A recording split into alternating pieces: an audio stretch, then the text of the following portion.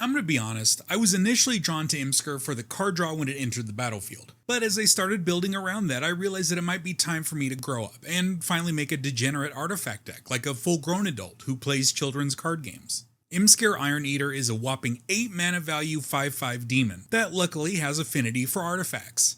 Even more luckily, when it enters the battlefield, you draw cards and lose life equal to half the number of artifacts you control, rounded down. Additionally, you can pay 4 mana and sacrifice an artifact to deal damage equal to the sacrificed artifact's mana value. There are 2 things to focus on with Imskir. For the first 2 abilities, you want lots of artifacts in play. For the last ability, you want artifacts with big mana values. Those 2 things are conflicting in nature. Having lots of artifacts means they're probably inexpensive. Having expensive artifacts means there are probably only going to be a couple of them in play. Now here's the secret.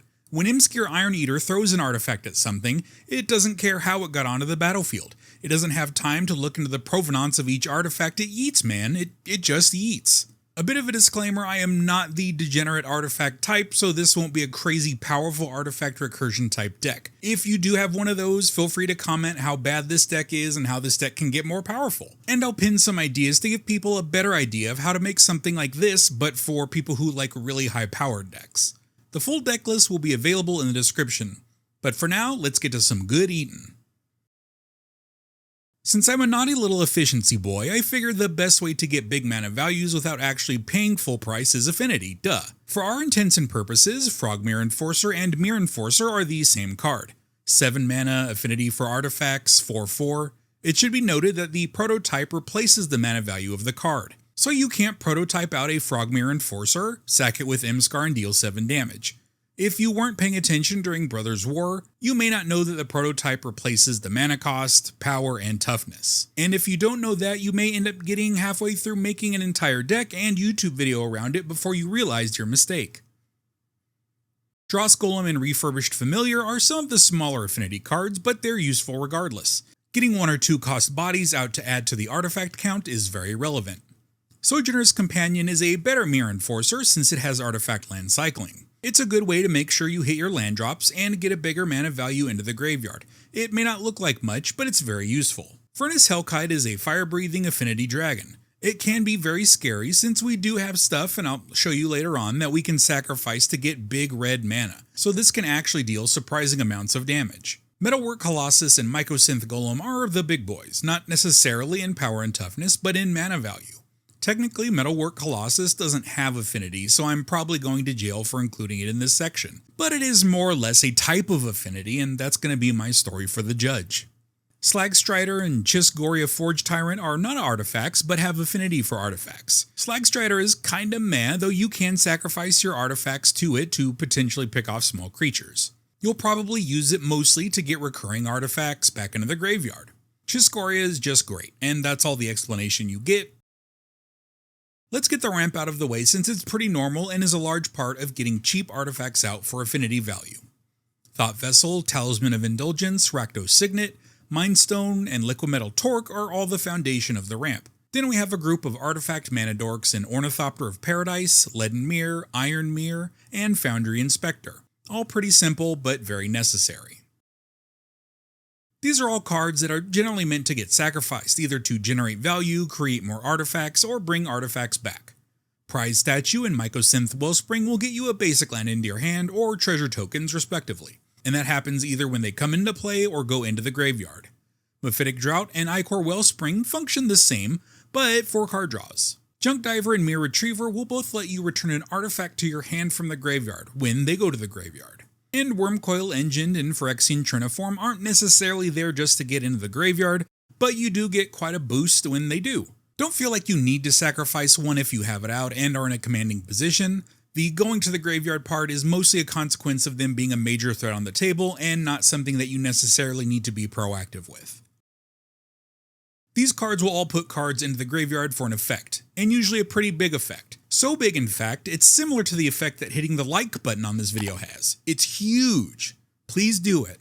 I'm begging you. The section Namesake Sacrifice and its Ice Age counterpart Burnt Offering are 1 mana interrupts, which are not a thing anymore, so they're 1 mana instants. They will let you sacrifice a creature for mana, and considering you'll be paying like 2 mana for things with 7 mana value, this is a pretty good deal.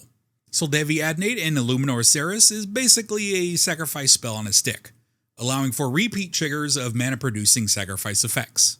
Oni Cult Anvil and Tarian's Journal will let you sacrifice either for a creature or a card.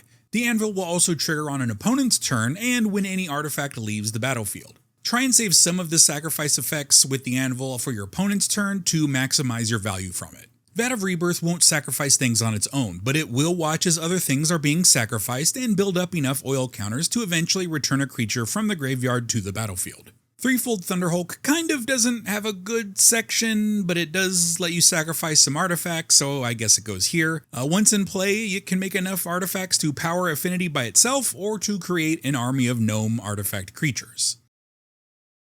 These cards are all going to get artifacts back out onto the battlefield and then put artifacts back into the bin.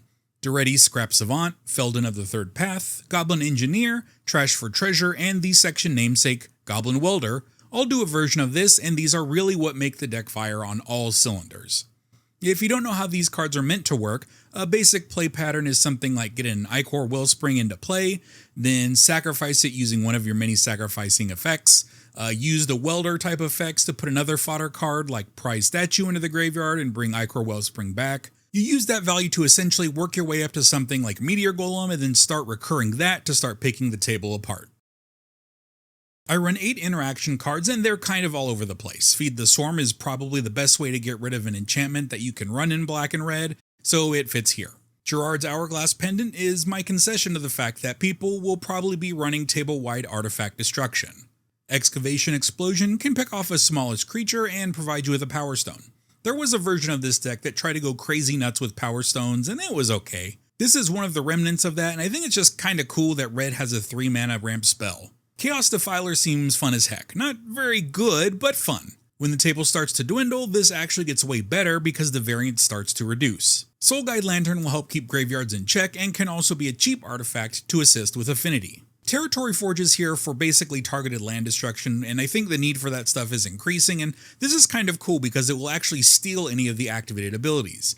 But do note that you won't get more triggers if you weld this back into play as it needs to be cast. Feel free to junk diver it back to your hand though. Meteor Golem and Spine of Ichza will just nuke permanents and the spine will start to recur itself once you start sacking it.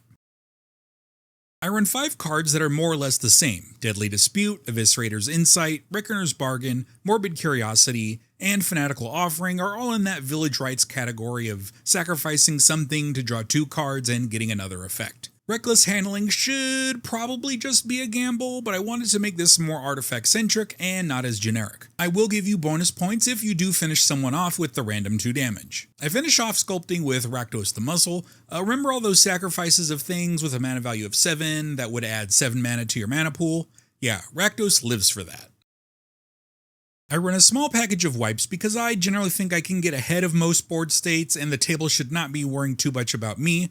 Their Name is Death is really good in artifact strategies. The 6 mana for a wipe is a bit much, but I think for an asymmetrical wipe, that's probably fine. Especially with the crazy amounts of mana that we will eventually get access to. Delete will use that mana in a similar fashion, but be careful, this will also damage each player, including yourself, so you want to consider that before you just dump all the mana you have into it. Terrasair's Devastation is another remnant of the Power Stone version of the deck. I can see it being a good wipe, sure. I'm just not sure that the Power Stone creation bit looks good or bad. The only thing I can really be sure of is that I definitely mispronounced the name of this card.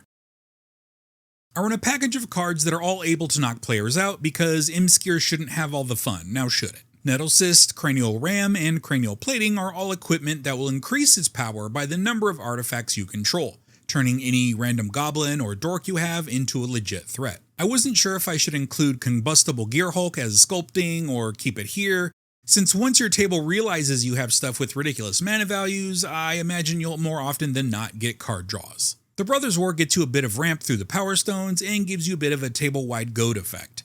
Then it explodes for damage equal to your artifacts to 2 different targets. Araya, Widow of the Realm will pull double duty as Imskir 2, more or less. You can also transform it and start reanimating your big artifacts, for a bit of a longer game if that's what the situation calls for.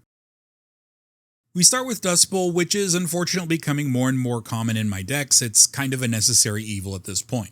Phyrexia's Core is just another cheeky way to get an artifact into the graveyard in a pinch. Treasure Vault is an artifact land, but will also make a butt ton more artifacts just in case you need a boost in the number of your artifacts for Affinity, or to draw a bunch of cards on your next Imskir cast. And speaking of Imskir casts, Reliquary Tower will save you from discarding if you find yourself with Colossal Imskir enter the battlefield draw triggers. Though you won't really mind having to discard some artifacts, I think in general it might be better to get them into play and sacrificed instead of discarded, but you can feel free to skip Reliquary Tower if you want. Fomori Vault will turn any card into a pretty big sculpting tool. Darksteel Citadel, Vault of Whispers, and Great Furnace are basically mana lands, but they do have the artifact land type, so I guess that counts as utility. I run 11 lands that will get me Rakdos mana, run the best you got, or anything you might find interesting.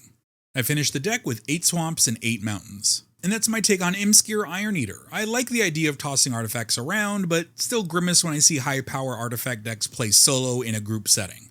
I hope this kind of threaded the needle between powerful and fun. If you enjoyed the video, you may want to consider subscribing to the channel and watching another video, maybe like another Rakdos deck, like this Ob Nixilis Captive Kingpeng deck. It's designed to win 1 damage at a time, and that's cool. Thank you for watching Element Hobbies, and I will see you around.